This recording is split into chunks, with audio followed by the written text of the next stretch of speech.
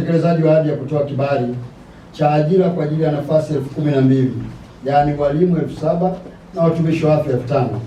Ofisi yetu ilitekeleza agizo hilo kama ifuatavyo. Baada ya Mheshimiwa Rais wa Jamhuri ya Muungano wa Tanzania kuapishwa tarehe 3 Novemba mwaka 2025, kibali cha ajira ya watu 12,000 kilitolewa kwa kuzingatia kifungu cha 37 kifungu kidogo cha 7 cha Sheria ya Utumishi wa Umma sura ya 298.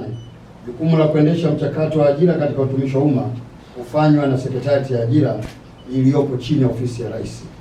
Tangaza watumishi wote wataingizwa kwenye orodha ya mishahara yaani payroll ya serikali kwa kadri walivyoripoti katika vituo vyao vya kazi.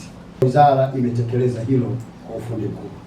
Katika utekelezaji wa agizo hilo, Ofisi ya Rais Management ya Utumishi wa Umma na Utawala Bora kushirikiana na Ofisi ya Rais Ikulu iliendesha mafunzo ya semina elekezi kwa mawaziri na manaibu waziri walioteuliwa Novemba mwaka 2025.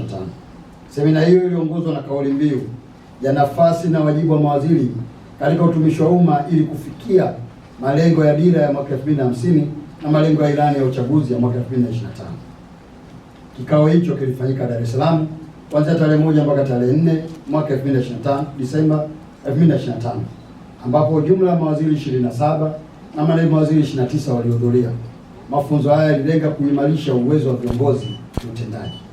Imekamilisha ujenzi wa nyumba 54 za makazi kwa watumishi wa umma zilizojengwa katika halmashauri 5 katika maeneo yenye mazingira magumu kufikika nchini kwetu kupitia mradi wa makazi ya watumishi wa umma wilayani awamu ya kwanza.